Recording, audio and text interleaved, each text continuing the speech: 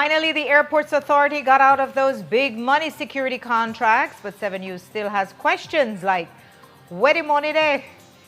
And the BAA didn't want you to see it. But tonight, 7 News has one of those contracts. We'll tell you what's unusual about it. Plus, 3 killings over the weekend, and in one of them, a son fatally chopped his father. Also, a sad story about a horse that got electrocuted today. He was the pride, joy, and livelihood of a disabled boy. We've got details of these and other stories in our newscast for tonight, Monday, June 16th, 2025. Good evening. With your news, I'm Indra Craig.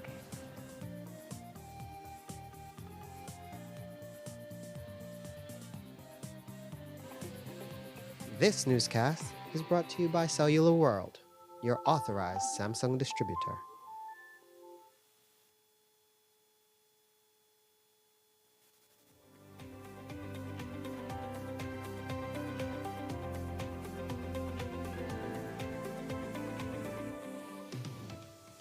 The total span of the entire structure is approximately 25 meters, and it also has an overall width of 12.5 meters, which includes 2 lanes and also 2 pedestrian footpaths of 2 meters each.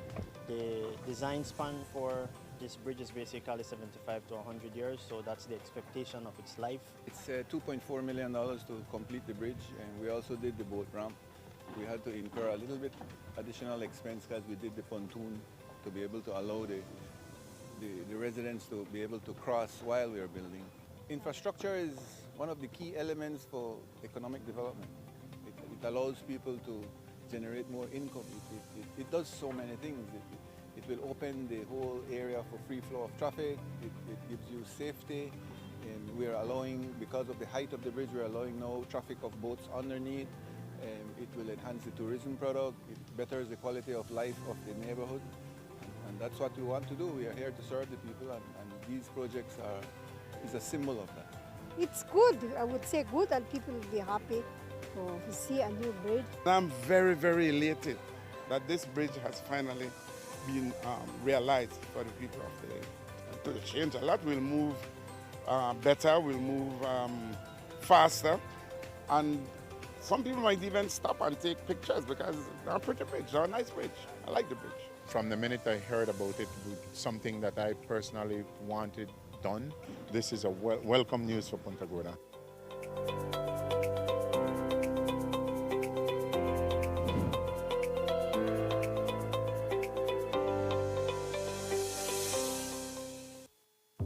Shop smart for your Samsung devices in Belize and enjoy benefits you won't get anywhere else. When you shop locally for your Samsung, all your devices will be covered by a 1-year local warranty.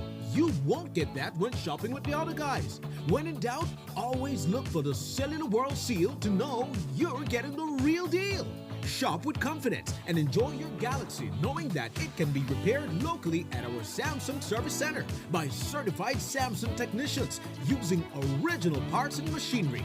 Even better, enjoy the best LTE experience in Belize, knowing that your Samsung devices are compatible with major local carrier networks. Get the ultimate Samsung Galaxy experience only when you shop from authorized Samsung resellers nationwide.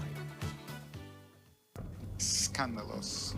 The mother of all negotiations that take place, BTL is looking at this as an opportunity.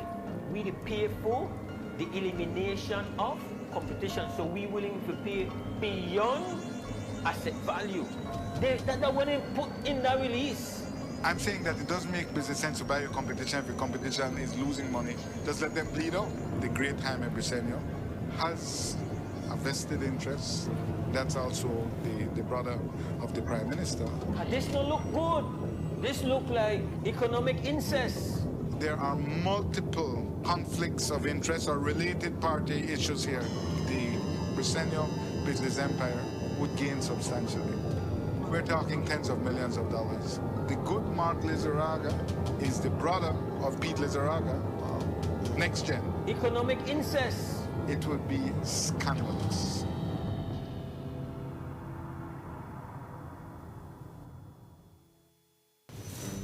Dean Flowers, $35,000 every month from dues. Almost $500,000 every year from dues. Almost $2 million in dues in the 4 years you have been president.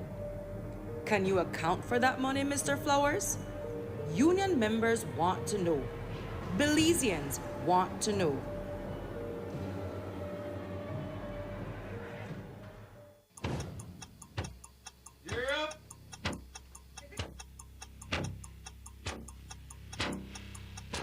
These charter mints aren't from We're an navigating along the coastline. This morning, the 2023. Good evening. Good evening. I'm Sharice Wholesale, and here's what's ahead for you on 7 News tonight. We've got details of these and other stories in our newscast for tonight. Good evening. With your news, I'm Indra Craft. Please, you're watching the Nation Station, Channel 7.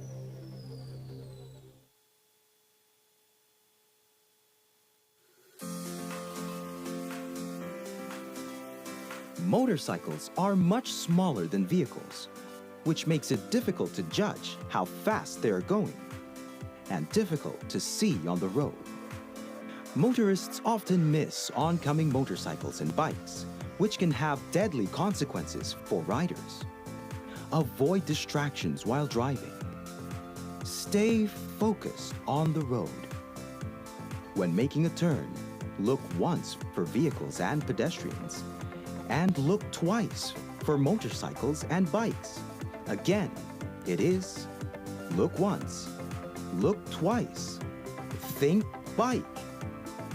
Remember, it pays to get it right with RF&G Insurance, a road group company.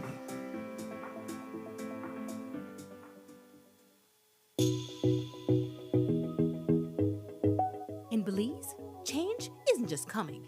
It's already here.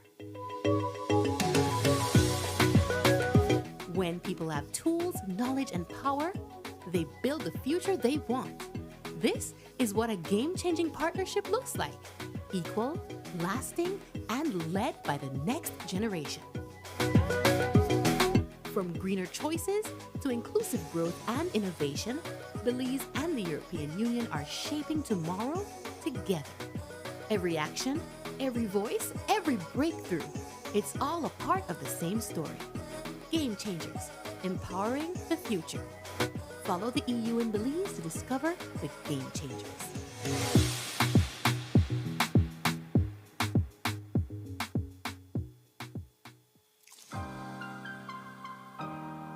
Electricity powers our lives, but it must be handled safely and correctly. That is why it is not only important, but essential to be a licensed wireman. Being licensed means you are trained, tested, and trusted to do the job according to acceptable industry standards. To become a licensed wireman, the first step is to take the PUC Wireman License Exam, which is the only path to becoming officially recognized to carry out electrical installation and submission of electrical design plans to the PUC. PUC's Wireman License Exam provides evidence that the applicant possesses the necessary knowledge and expertise to be licensed in a specific profession or for a specific scope of work, assures the public that the person passing the exam is qualified to practice within the scope of the license without causing electrical safety concerns to the public. All individuals who have successfully passed the exam are issued a PUC Wireman license according to their category. The PUC reminds the public, 1. Only a licensed wireman can submit your electrical design for approval. And 2. Choose a licensed wireman to ensure your electrical project is safe and up to standard.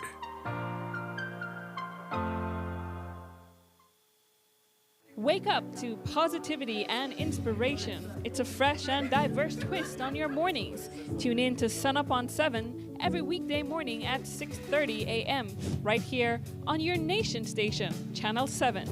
It's the morning show you don't want to miss.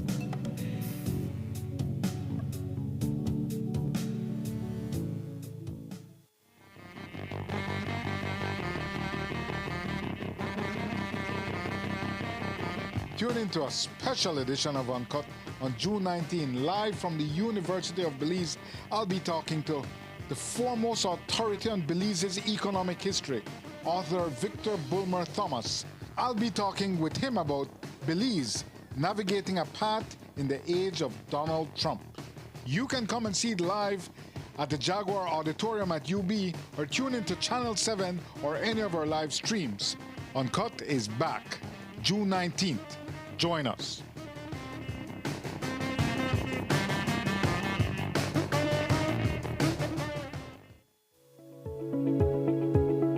Belize Electricity Limited is pleased to announce the holding of its 2024 annual general meeting at the BEL corporate headquarters on 2.5 miles Philip Golson Highway, Belize de Belize, at 3 p.m. on Thursday, June 19, 2025. For registration purposes, shareholders are advised to bring along a valid identification, such as a social security card. Shareholders who are unable to attend may choose, and we encourage you to exercise this right, to appoint your proxy, or you can simply appoint the company's CEO or the corporate secretary as your proxy to represent you at the AGM. Proxy forms can be submitted at the BEL corporate headquarters on 2.5 miles Philip Wilson Highway or via email at shares@bel.com.bz no later than 5 p.m. on June 17, 2025. For more information or assistance, contact BEL's Securities Officer at 227-0954, extension 1512. On the pitch, we play as a team. Off the field, we protect ourselves. Vaccine save lives. Measles doesn't just affect one child. It spreads fast, disrupt learning, friendships, and irreplaceable moments. I work with my hands, but this message comes from my heart. Protect your family. You might have seen me on social media before, but have you seen measles? Trust me, we don't want to. Protect yourself. I've been a practicing pediatrician in Belize for the last 20 years. And through that entire time, they have never seen measles as a disease in our country. To the parents who have vaccinated their children, excellent. You have nothing to worry about. To the ones who are thinking about it, please get it done as soon as possible. Vaccination do save lives.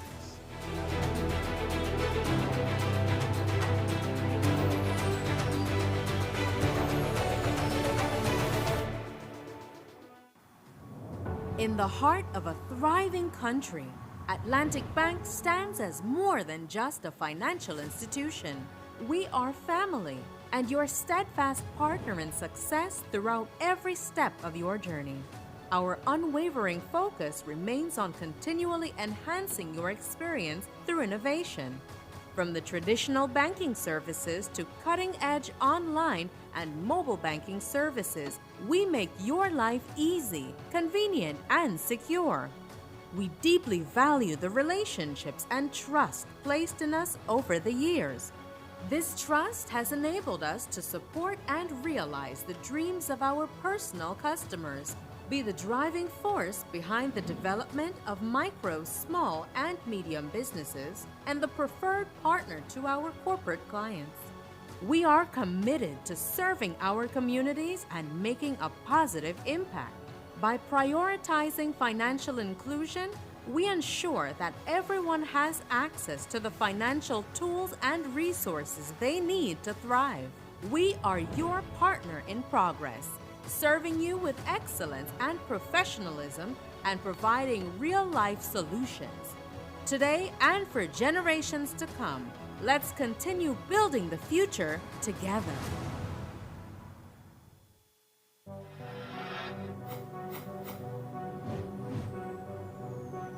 Belize, you're watching the Nation Station, Channel 7.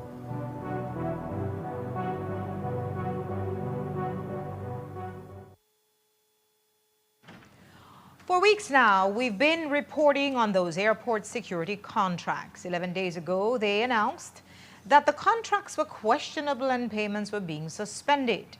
Today, they announced that both contracts have been cancelled. A release says that on Friday, quote, the BAA secured deeds of release from both of its security service providers, namely for Diamond Security Limited and iSecurity Limited. This agreement formally concludes all prior contractual obligations between the BAA and both security companies. The BAA nonetheless continues its investigation into the tendering process utilized to award the airport security contracts, and it will take such further steps as may be necessary after the investigation. The BAA also wishes to advise the public that operations continue seamlessly on the new arrangements, end quote. But that's not the tidy conclusion they might wish for. And the release shows little regard for public concerns about two sketchy contracts. First, it says nothing about the more than $1 million in disbursements already made under the contracts, for which services only started to be delivered in May. Will there be any refunds? Will those funds be clawed back since the contracts were unlawfully signed? Or does the amicable settlement referred to mean that the contractors can keep the money for their trouble and not sue the BAA? The release is also headlined to say that the resolution comes at no cost to the BAA. We take that to mean no additional cost, since, again, over $1 million has been paid, for which best information says there has hardly been equivalent value in services. And the release refers to new arrangements but does not say what those are or if they involve the same two companies that have not proven any qualification or issued a single statement trying to do so. Again, tonight, more questions than answers, but we will continue pushing for all the facts. And later this afternoon, there was one more confusing twist. The BAA answered our most recent Freedom of Information request, saying, quote, the BAA's board is currently seeking legal advice relating to the validity of those contracts. The newly constituted board of directors of the BAA is also presently investigating the award of those contracts. The letter, though, is dated today, the same date as the press release, which says that they have been released from those contracts and that all prior contractual obligations have been extinguished. Our Freedom of Information request had asked for 10 items, including the minutes of the meeting where the contracts were voted on. We'll tell you more about what's in that letter tomorrow. Now, our first Freedom of Information request to the BAA asked for the contracts, which they denied. We have since appealed that decision to the Ombudsman as is stipulated under the law. And while that is pending, 7 News has obtained a leaked copy of one of those contracts, and going through it, it's fair to conclude that the priority was the contract payout more than it was the delivery of airport-ready services. Jules Vasquez reviewed it. Signed on Christmas Eve, the 4-diamond contract is remarkable less for what it omits than what it includes. The discussion of services provided is very general, and the only technical specification is that the cameras must be high definition.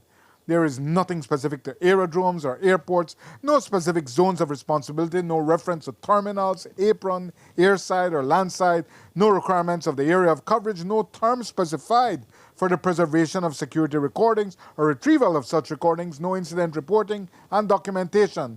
But in a curious addition, one of the only things it specifies is that if guards are given keys, they must have to handle a receipt for it. And what about those guards? The document does refer to personnel, but only says in general terms that they must be qualified and competent, and of course, courteous and polite. No reference to any specialized training or certification or any international standards or TSA training, or even that they must be cleared by local police. Viewers will recall that this plane was stolen by cartel operatives. There is a reference to calling the airport authority in the case of a security event, but no defined protocol for incident response and reporting mechanism, including immediate notification to civil aviation authorities.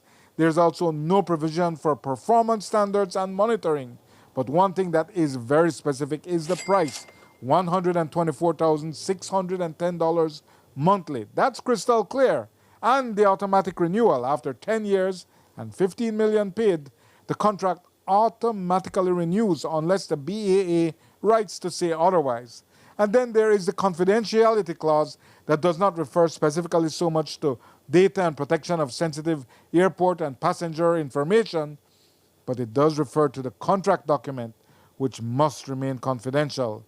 Of course, according to the Freedom of Information Act, no public contract or other public document shall contain a confidentiality clause, and every secrecy provision in a public contract or other public document shall be wholly void and of no effect.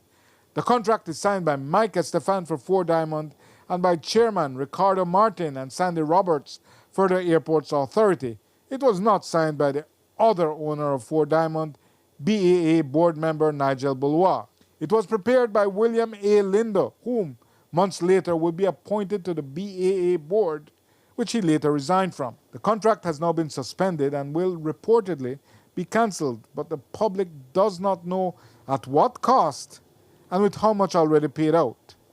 And how is it that this lucky company was chosen for this lucrative contract in the first place? What special connection did these 4 diamonds have? And while that is the 4 Diamond contract, we are told the I-Security contract is very similar and in fact may have been modeled off 4 Diamonds won. We'll take a break now. When we come back, an Equine electricity tragedy when a disabled teen's horse is electrocuted. We'll talk to his mom. And the 3 killings this weekend, including a son who killed his dad on the day before Father's Day. Don't go away.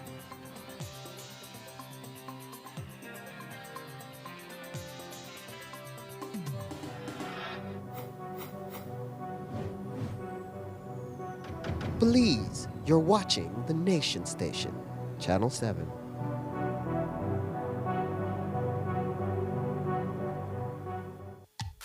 Benny's is kicking off Father's Day with popping deals for dad. In the month of June, visit a Benny's near you and get 19 to 25% off selected items such as Milwaukee and Axie power tools, Charbroil barbecue grills, car care products, Karcher pressure washers, and much, much more. Make dad happy with popping deals for dad in June, only at Benny's. Benny's, Benny's, oh, Benny's, Benny's, Benny's, Benny's, oh. In our world that's always changing, one thing stays the same. Our promise as Smart Belize to keep you connected. Connected to the moments, the people, and the future that matter most.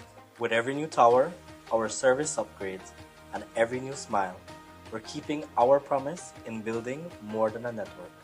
We're building a future, a family as Smart Belize. From Punta Gorda to Corozal, we are here not just as a network, but as your partner in progress.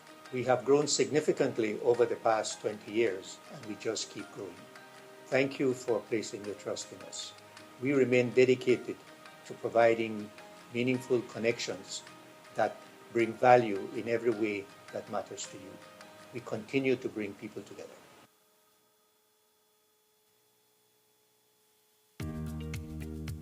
Here's how to access your contribution history on the My Social Security portal. First, go to your browser and type ssbportal.org.bz. Enter your email and password, then click Log In. Once logged in, you'll see your full portal account on the screen. On the left-hand side, you'll notice a drop-down menu for added features.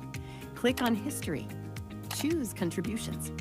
Read the disclaimer, then click Continue. You'll now see a full window displaying your contribution history. In the table, each row represents a different year. For example, let's look at the year 2024. Click on the row and a detailed breakdown will appear. This breakdown includes your employer's name, your earnings for each month and week, contribution type, the amounts paid, and that's how you can explore the new contribution feature on the My Social Security portal. It's quick, easy, and keeps your Social Security information right at your fingertips. Create your account today.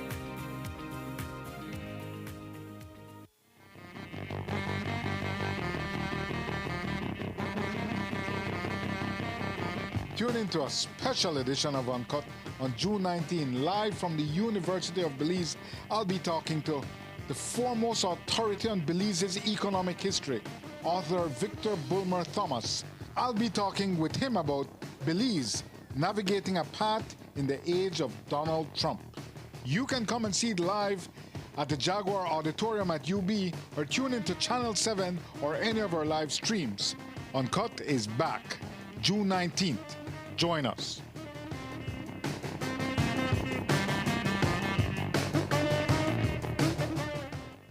Prime Minister John Briceño has responsibility for the Belize Airports Authority.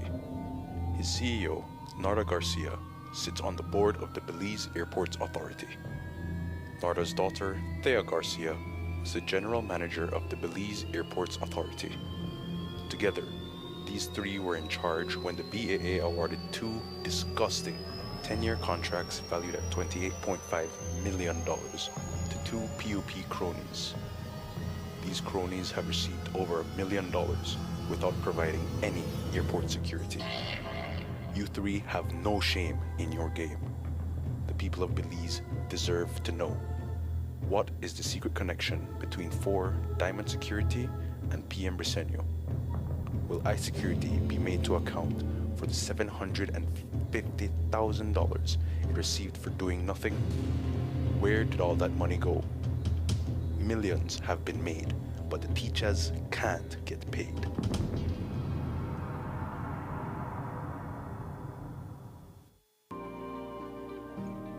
Measles is a virus that is highly infectious and spreads through the air when an infected person coughs or sneezes.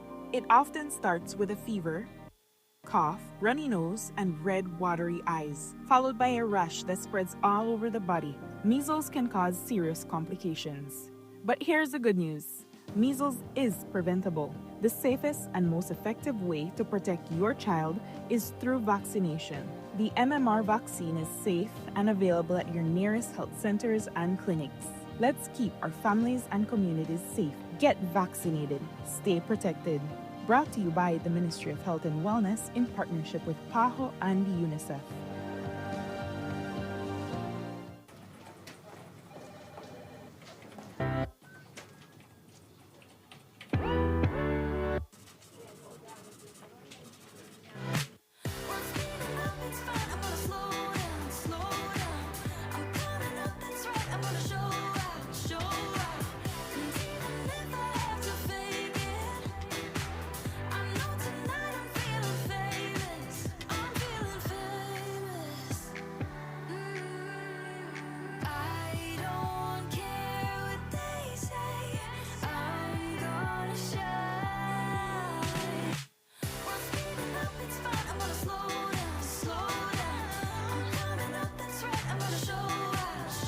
Make every moment matter with your credit card. More transactions, more chances to win cash back.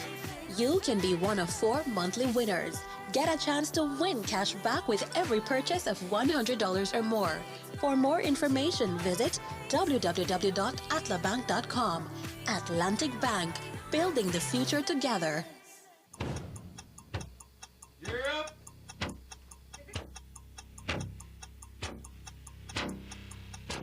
These charter means aren't We're navigating along the coastline. This morning, the 2023 Good evening. Good evening. I'm Cherie Wholesale, and here's what's ahead for you on 7 News Tonight. We've got details of these and other stories in our newscast for tonight. Good evening. With your news, I'm Adura Craft. Please, you're watching the Nation Station, Channel 7.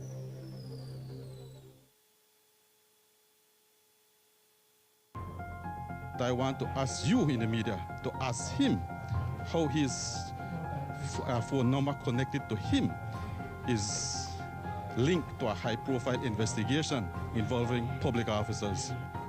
What would be your response to that? So I don't intend to elude that question, but I also think that it is important that we focus on the issue at hand. This is the issue at hand, Mr. Flowers. What is your connection, if any, to a drug smuggling crime ring? Why do police want to question you? Union members want to know. Belizeans want to know.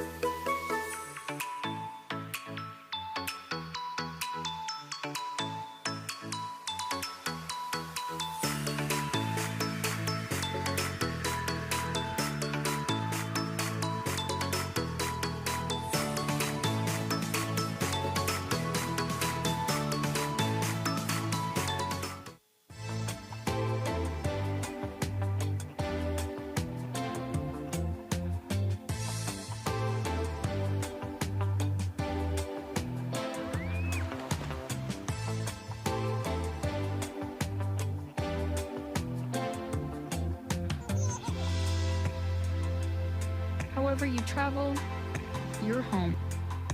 Book now and save 50% only at Naya. Wake up to positivity and inspiration. It's a fresh and diverse twist on your mornings. Tune in to Sun Up on 7 every weekday morning at 6:30 a.m. right here on your nation station, Channel 7. It's the morning show you don't want to miss.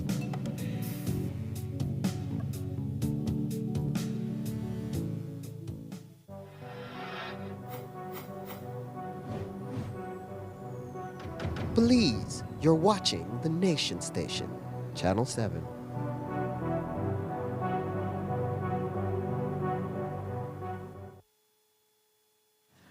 We've all heard about how dangerous illegal electrical connections can be and how they are often the cause of many fires on the south side.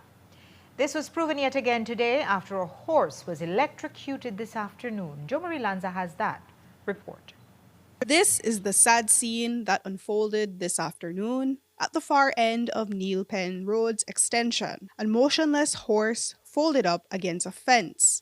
He had been electrocuted by electric wires coming into contact with the fence and conducting electricity. The horse belonged to a disabled teenager in the neighborhood. It was his pride and joy and his livelihood. But this tragic outcome stems from a problem these residents have been dealing with for years. Residents who can't get a legal connection to electricity, having to steal power from the main, leading to tenuous connections and very dangerous exposed wiring. We need back and develop.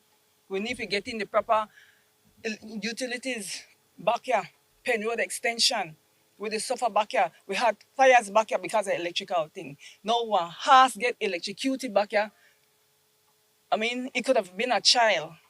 It could have been a child get electrocuted back here. We need help, proper help, and we not the talk, because I tell that talk.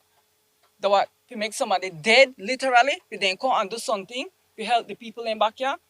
Come on, we need help. It's unfortunate that our house, yes, and not just one heart, like a family member to we, because that the house is Kyron Green. You understand? That's try to take care of his house. You don't know how he broke down when he see that happen to his house. And we would say broke down with time because we the Philippines same way. The house become a family member to us.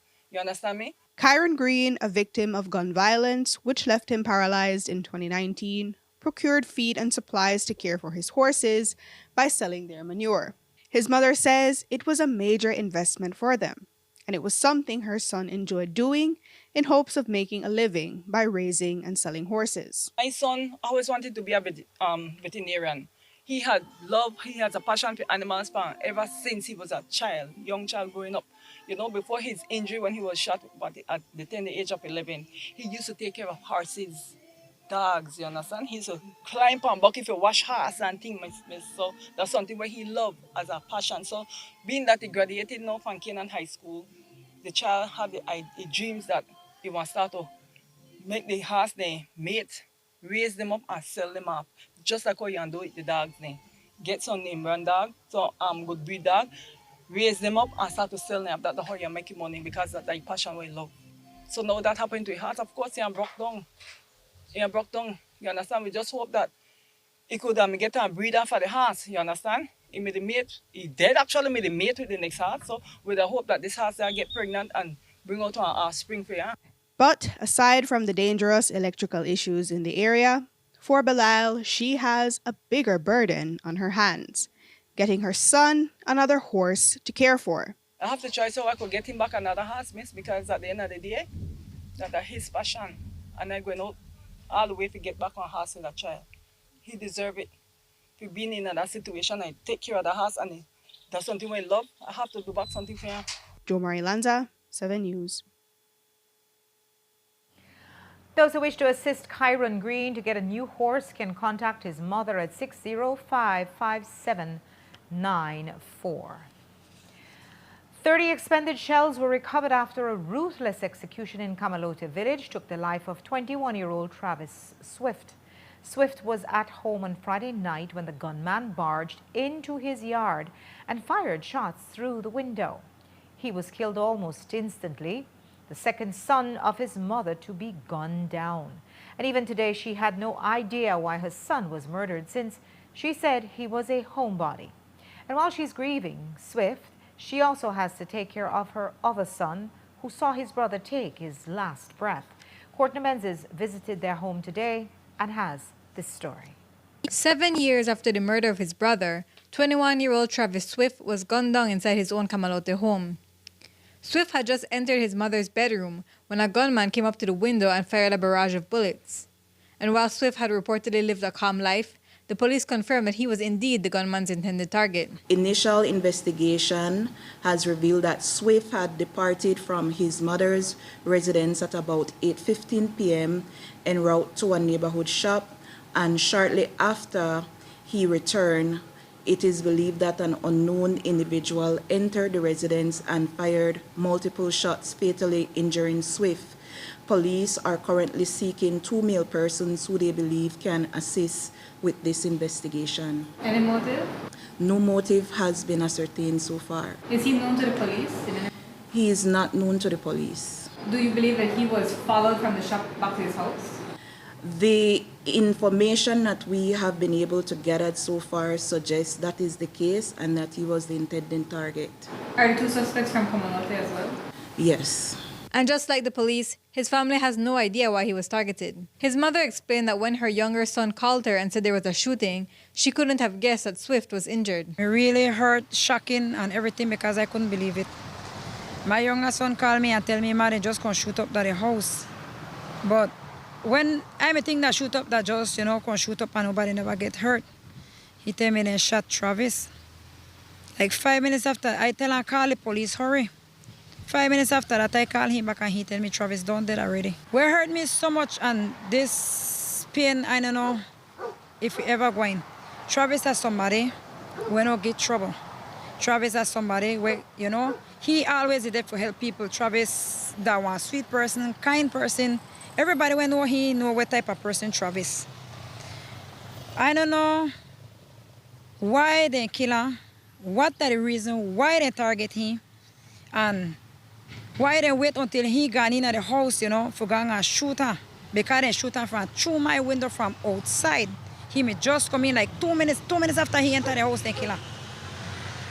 So, everybody will know Travis, like I said, everybody will know him, know as a troubled person. 21 years of his life, never want to complain come home about him. And for the target him like this one, just take away from his life like that, enough fear. And I would really want justice served for it because Travis never deserved this. And she's hoping this case doesn't follow a similar suit to that of her other son, Oswald Arnold, who was killed back in 2018. My other son, they killed 7 years ago, no justice. And up to now, no justice.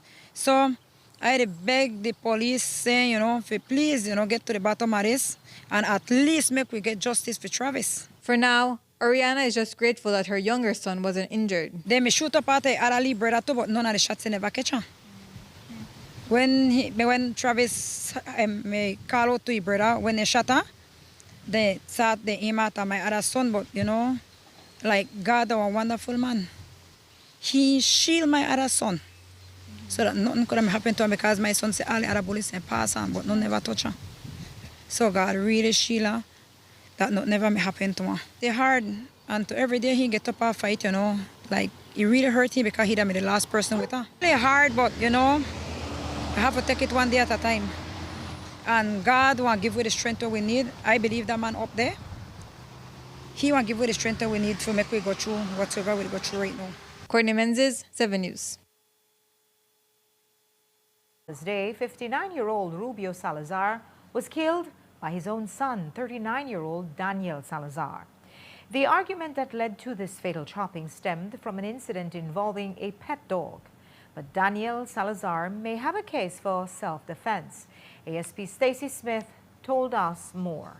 Police are investigating the death of 59-year-old Rubio Salazar of San Mateo area, San Pedro, which occurred on 14 June 2025 at approximately 3:30 p.m.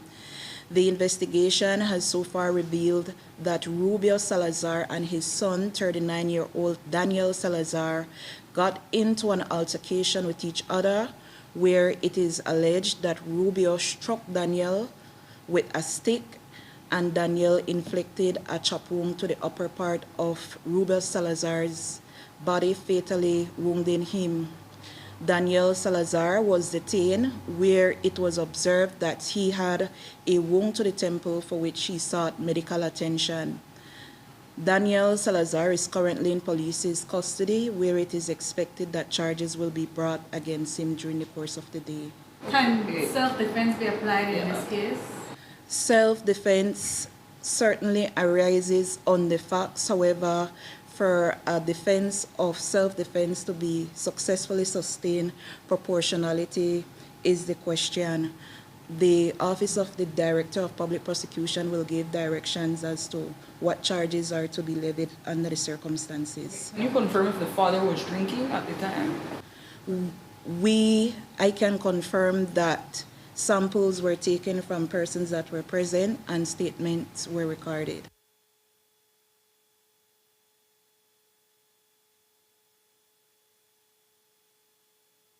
The DPP is deciding whether Salazar should be charged for murdering his father. The third killing was in San Pablo, Toledo, where the body of an elderly man was found on his farm on Friday. When police arrived at the scene, they saw that the body of Roberto Dominguez had several injuries on it. ASP Smith gave us more details. On Friday, 13 June 2025, at approximately 4:15 p.m., police officers attached to the Bella Vista Police Substation in southern Belize visited a banana farm on San Pablo Road, where the unresponsive body of Roberto Vasquez Dominguez, a 71-year-old Honduran farmer, was found.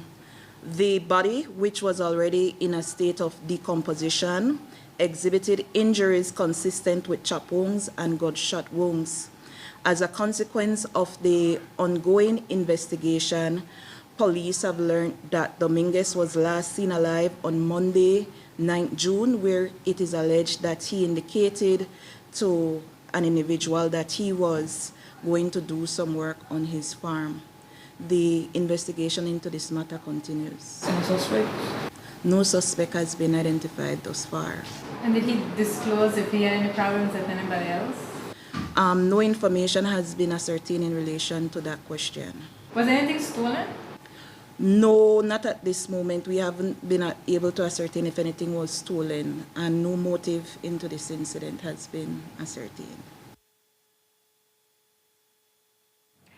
There was an armed robbery in Orange Walk over the weekend. It happened at Cab Technologies, where the robber entered the store as a customer and then pulled out a firearm and demanded money. He then stole several phones out of the showcase. Smith told us more. Police are investigating a robbery which occurred at approximately 10:44 a.m. at KAB Technologies, located on San Antonio Road in Orange Walk District.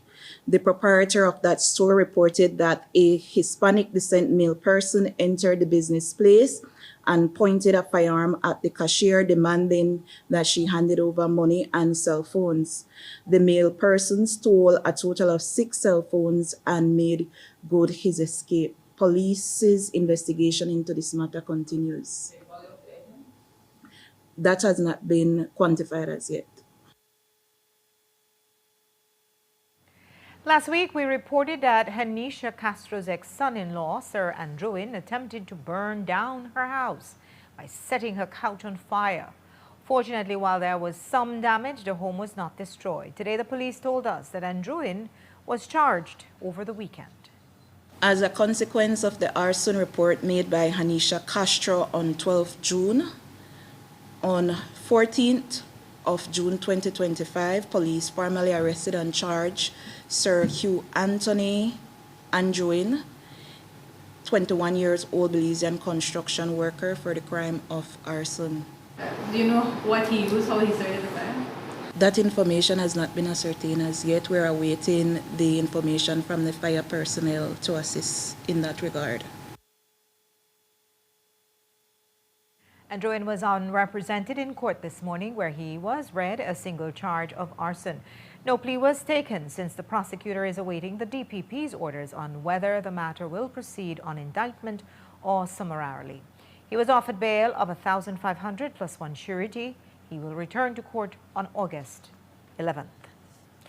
We'll take a break now. When we come back, could they be the mechanics of the future? We'll show you the trainees for a vehicle repair. And we'll have the latest on the High Court cyber attack. Don't go away.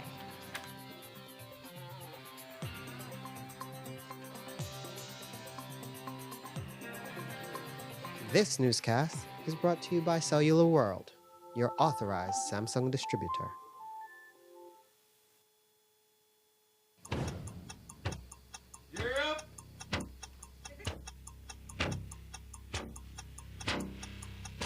These charter remains aren't from We're an navigating along the coastline. This morning, the 2023 Good evening. Good evening. I'm Cherie Wholesale, And here's what's ahead for you on 7 News Tonight. We've got details of these and other stories in our newscast for tonight. Good evening. With your news, I'm Indra Craig. Please, you're watching the Nation Station, Channel 7.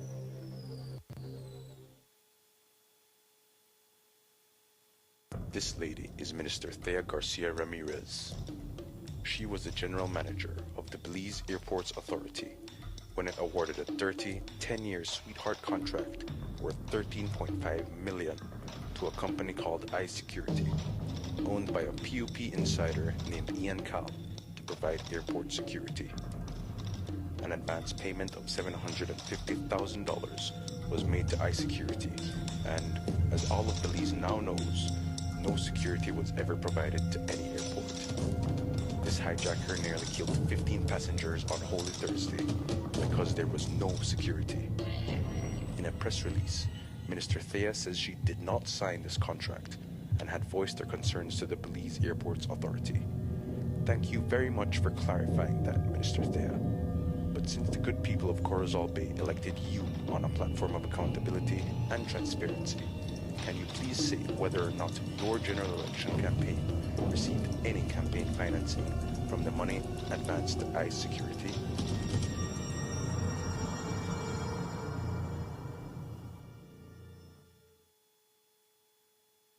The countdown is on. The Miss Universe Belize Foundation Limited proudly presents the 2025 Miss Universe Belize pageant at the Belize Civic Center on June 28th. You can also catch it live on the national channel. VIP, reserve, and general admission tickets are available via DigiWallet and at any Cellular World outlet across the country.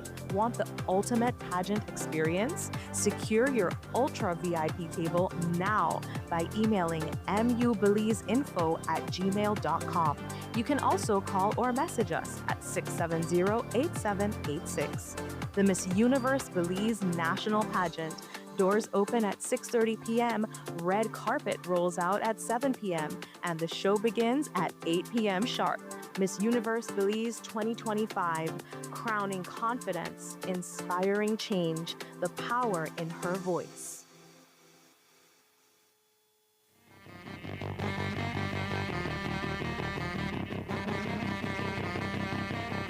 Tune into a special edition of Uncut on June 19, live from the University of Belize. I'll be talking to the foremost authority on Belize's economic history, author Victor Bulmer Thomas. I'll be talking with him about Belize, navigating a path in the age of Donald Trump. You can come and see it live at the Jaguar Auditorium at UB or tune into Channel 7 or any of our live streams. Uncut is back June 19th. Join us.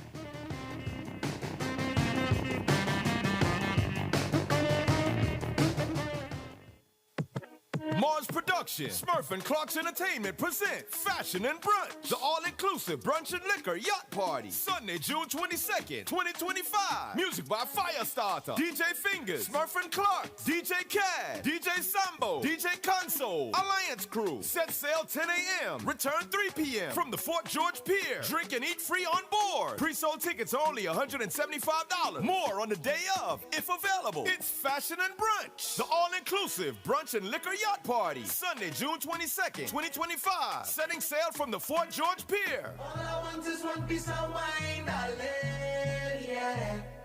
Wine and have a good time, yeah. Nando's Wholesale is the distributor for the full line of Badia spices, including the original complete seasoning, the perfect combination of ingredients and spices prepared to enhance the natural flavor of your favorite foods. Also, cinnamon powder for all your desserts, fruits, and beverages, and as special dishes. All these are available in commercial sizes or restaurant packaging. Nando's products are available at your local retailer or contact us at 222-5000. From Corozal to Toledo, Nando's is proud to be serving Belize as its #1 wholesale distributor for over 35 years. Welcome to the V Department Store. We are conveniently located on Coney Drive in Belize City. That's right on Coney Drive in Belize City. At the V Department Store, we offer a wide variety of groceries, cosmetics, kitchen appliances, kitchenware, electronics, and more. We've also recently expanded to the second floor to better meet your household and office furniture needs. We now have a wide variety of furniture, home decor, and accessories. We have a shared vision for a comfortable and customer-friendly shopping experience. Visit us today and be warmly greeted by our reasonable prices and cordial staff. The V Department Store. Experience the ultimate shopping destination.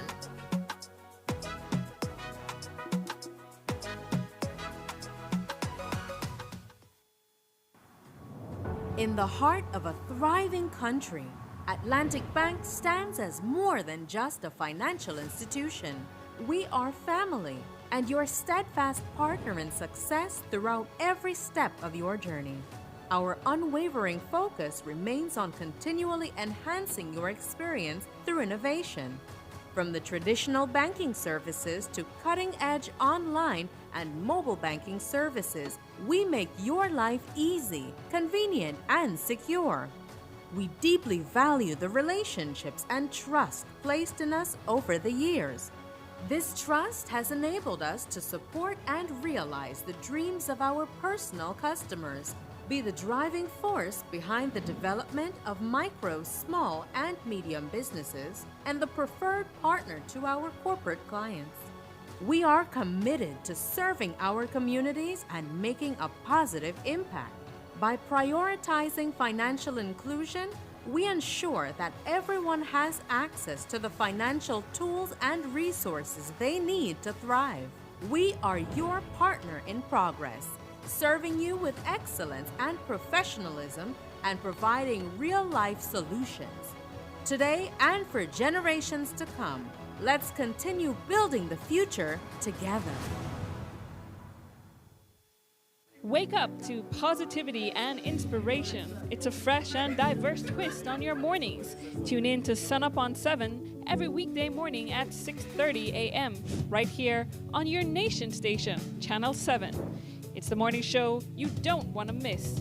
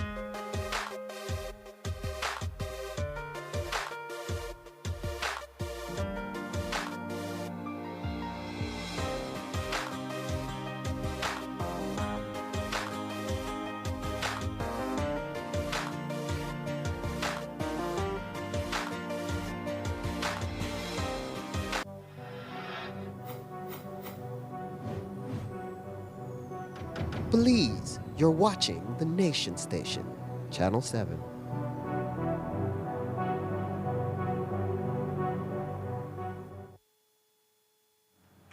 In political news, the UDP saw another sad chapter in its long saga of ruin unfold on Saturday. That was when the Shine Barrow leadership had planned a National Party Council meeting, but without Tracy Panton and her supporters. That led to an ugly showdown and open inter-party warfare. Here's some of it. Saturday morning in front of the UDP headquarters and Youth for the Future drive seemed to have started out peaceably enough. But there was trouble in the air. Tracy Panton and her reps were not invited to participate in the National Party Council meeting, so her supporters set up a rally right beside the party headquarters. And he wants to hijack this party, and we say, no, it will not happen. You cannot seek to unite a party when you exclude more than 50% of the persons who make up legitimately the membership of the National Party Council. It will not happen, it cannot happen, and we will not allow to happen. And if we have to stay every day in court, that is what we are going to do. Police presence was high, but all day long they would remain on the periphery, refusing to get into the fray. Alberto August was the man of the hour. As acting chairman, he would preside over the controversial NPC. This is where problems started when the UDPs from Tracy's camp, who feel they should have a seat at the NPC, tried to get into the headquarters conference room, but the gate was locked. Eventually, they solved that problem by kicking open the door for Wave Radio, which also leads upstairs. August stood outside looking bewildered, as he's pictured here with the Albert representative on the NPC, Jose Ukespat, as they tried to figure out a way to get up. For example, Jose Uk is now a member of the UDP in replace of Chris Anton. It's really horrible, you know. I can't understand how a man that gets 20 votes and lose in such a fashion will be speaking on behalf of the United Democratic Party. It's a tragedy what they continue to do to this party, and they should be held to account. What do you see this panning out at the end of the day? Today, it's anybody's guess, that's all I say. And it did not play out well. Constant conflict and the threat of violence, even gun violence, and endless arguments within the UDP family. Who are you elected by to be here? What these people are saying is that the silent voices, the hard-working UDPs, aren't being listened to. You understand? You go deal with your rape case.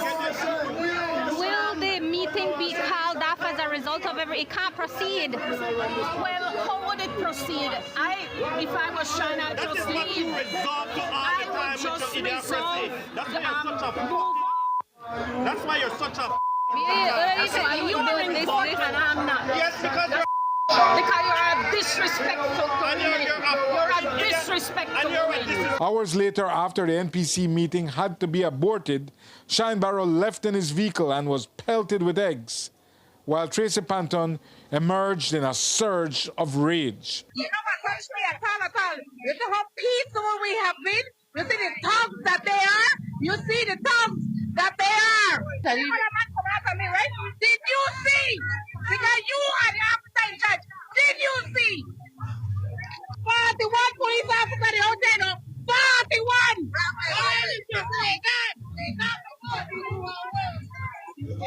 From there, Panton went on to address what had to be viewed as a disappointing crowd. We shall not be moved! We shall not yield to the death! A Pyrrhic victory at best, because Shine Barrow still holds on to the leader's chair. Those are not the type of people that we want leading any political institution.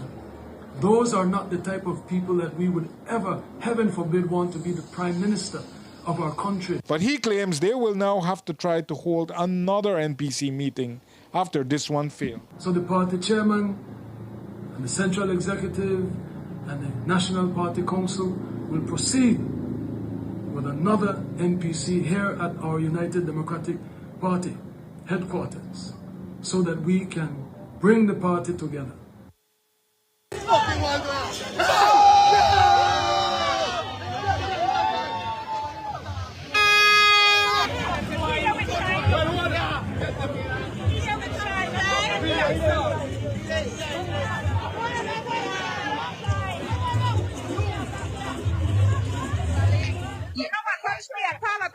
You know how peaceful we have been? You see the thugs that they are? You see the thugs that they are? We'll see when the next attempt at an NPC is scheduled for. This is at least the third such meeting that has had to be rescheduled due to infighting. When a gas or diesel-powered vehicle stops working, you can easily take it to the regular old mechanic. But who do you go to when it is an electric vehicle? Well, that's where ITVET comes in. They have launched a program to provide training on how to service and repair these e-vehicles. Joe Marie Lanza attended the opening ceremony for the workshop this morning, and here's how that went. For the next 5 days, these trainers will participate in a Level 3 hybrid electric and battery electric vehicle service and repair workshop, learning the ins and outs of how an electrical vehicle functions. It's a skill that only few tradesmen possess, and with the increase in the number of these e-vehicles, soon enough there will be more demand for these types of mechanics. The manager of the Belize City ITVET told us more about the partnership that made this workshop possible. As you know, we're in the fourth industrial revolution, and this is part of the technology for that. We're happy that the UNDP was the first one that invited us to some consultations, and there we knew that we have a role to play. The ITVET has a role to play. So we continuously seek places where we can empower our trainees and our instructors to do this type of training, but not only Belize District. As the former president of the IT Vet Managers Association, I send out invitation to all IT vets and to all technical schools in Belize to attend this workshop, because in every place we need to have technicians capable to deal with these electric vehicles. As you know, once they are new, they will not give trouble. It is when they start giving trouble that we need these technicians. So we have to start now. And that's why when UWI contacted us, we were happy to do this. The next steps is that we'll have our own charging systems here in ITV compound in the near future. Up to 30 trainers have registered, 10 of them being from other CARICOM countries. One of the instructors for the workshop hails from Trinidad and Tobago. He possesses extensive knowledge in automotive and heavy equipment, and gave us more details on what he will teach the trainers for the next few days.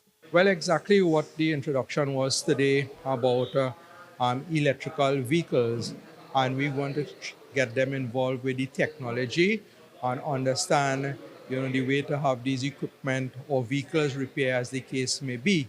However, they must have the formal introduction to automotive, which is ICE, internal combustion engine, because it's just where you will be using the electrical aspect to get the vehicle mobile. So you must understand the ICE, which is internal combustion engine, and the regular vehicle before going into that. So we will do a little bit of introduction to ICE, and hopefully with the participation of the people, we need to understand their background before, and we will use interactive training. It is more to train these individuals and train the trainers so that when they go back out to give the information to their trainees, that they will be able to know the method of show, tell, and do, and practice. Mayor Bernard Wagner, who attended the opening ceremony as a guest speaker, says he is in full support of the workshop because of the City Council's e-mobility initiative. This event, this 5-week training course, is much needed in Belize City. As you know, the landscape for e-mobility is expanding, and so you need to have the the trainers who would be able to facilitate repairs, servicing of these vehicles. And so this collaboration between the IT vet and the UA and UB, I think is very needed. And so I fully support it. With e-mobility, anytime you are looking to expand e-mobility, it creates more opportunities, it creates job opportunities. And the way how I look at the evolving of e-mobility within the scope of Belize City, I can only speak of Belize City, is that there is always a need for servicemen, technicians who are able to if you need repairs, if you need quick servicing of these vehicles, that we have them in place here in Belize City. Jo Marie Lanza, 7 News. In other municipal news last week, the Belize City Council's sanitation department set out to conduct a cleanup in the North Creek Canal, which is usually chock full of garbage. We asked the mayor about it today, and he gave us more details on what his team encountered at the site. That's a real sore eye area. North Creek has always been a sore eye. It's a situation, it's how the water flow. Beside the people littering, there's a water flow area that how the canal flow from certain areas of the city, and then it accumulates there. And so our team always have to go in there to take out the debris. But if we just get less pollution, less people throwing in the mattress, throwing in the fridge in the canals are not made for that sort of activity. The canal is a sort of water flow to aid and alleviate flooding and have the water flow properly. But when you throw in debris and then you come to the city, right, and with the flood out, no. You have to begin to look out at your environment, take care of your environment. According to Bernard, this is just one of the many cleanups being conducted in preparation for hurricane season. As we have shown you, that preparation also includes prevention of flooding and water damage in flood-prone areas. He discussed the preparedness plan. Our plan is well underway. As you may know, we had our first big amount of rains.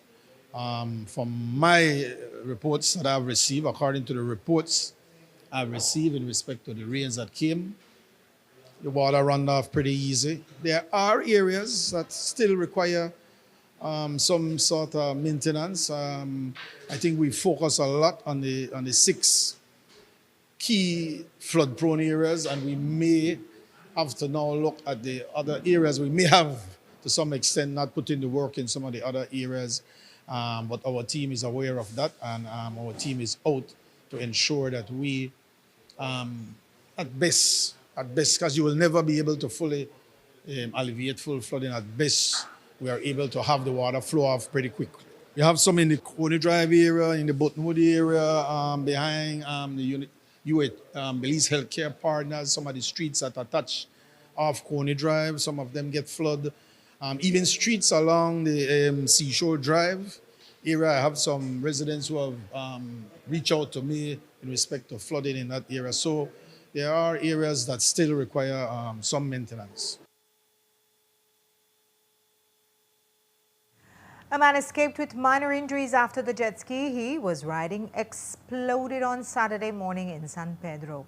While the police and fire departments are still investigating, we asked the police whether any charges can be levied since the jet ski was a rental. On Saturday, 14 June at approximately 10:30 a.m., police responded to reports of an explosion in the Lagoon by Gas and Go gas station in San Mateo area, San Pedro. The initial investigation revealed that the operator of the jet ski, Jeffrey Molina, had just refueled the jet ski at the gas station, and shortly thereafter, there was an explosion which caused him to be flung into the water. The jet ski then drifted a bit and subsequently caught fire. Fire personnel were summoned to the scene. Are the level of injuries? He received minor injuries. Can be any charges levied on? Wait, was it his jet ski, right? It was a jet ski that belonged to a company. So can any charges be levied on them for maybe not properly checking their equipment or anything like that?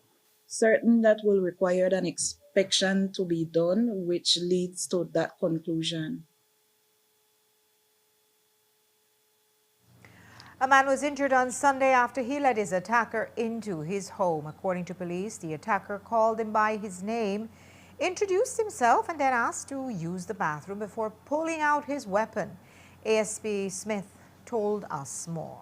On Sunday, 15 June at approximately 8:45 p.m., police responded to an aggravated burglary report on Antelope Street, Belize City, where they met with Miguel Alpuche, who reported that at around 8:35 p.m., he was at his residence on the said street when he was approached by a male person who called his name and requested to use Alpuche's restroom.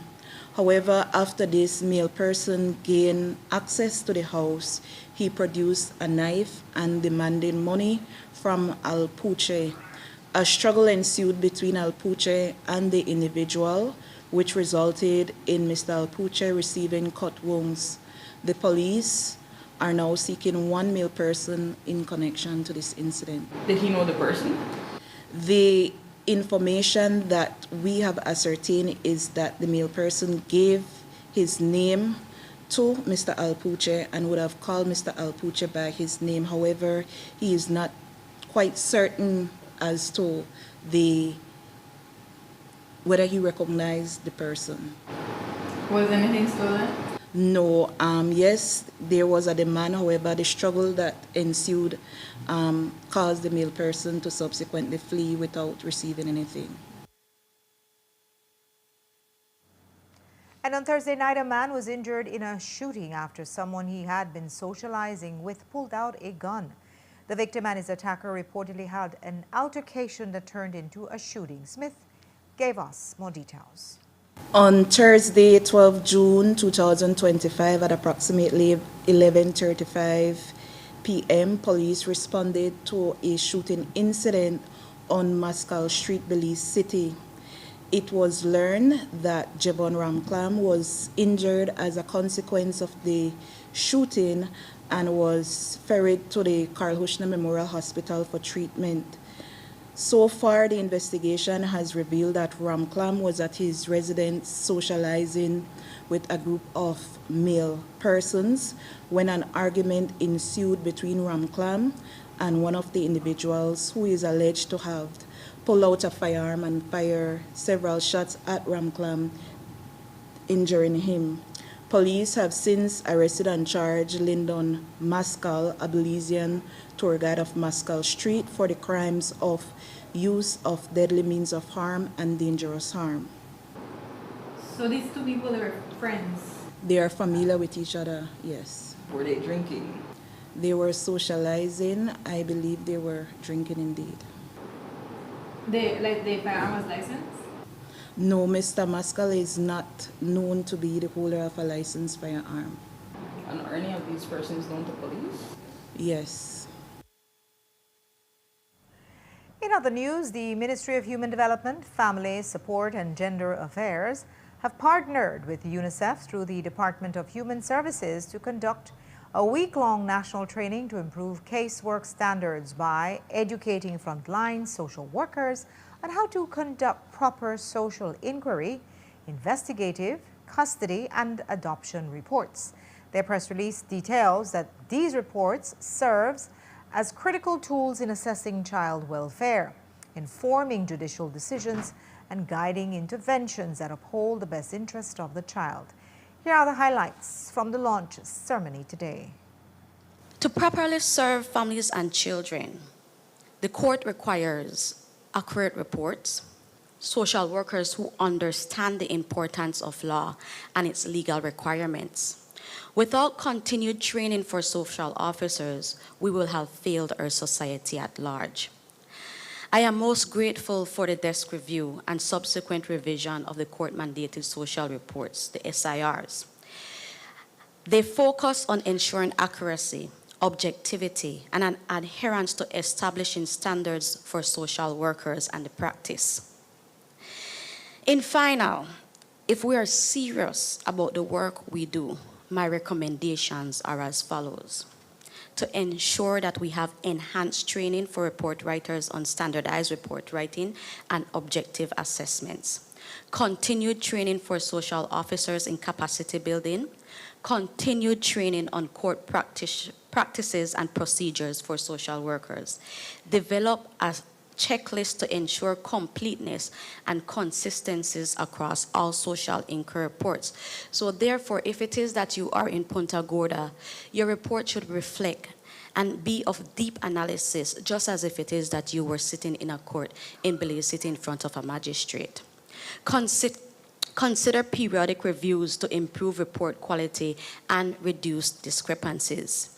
It is only then, as I said in final, if it is that we are serious about the work that we do, these workshops, these trainings are essential to the development of the social work agencies for the court to be able to make decisions that greatly touches and concerns children. Too often, children come into contact with the justice system or are caught victims of abuse, of neglect, of family breakdown.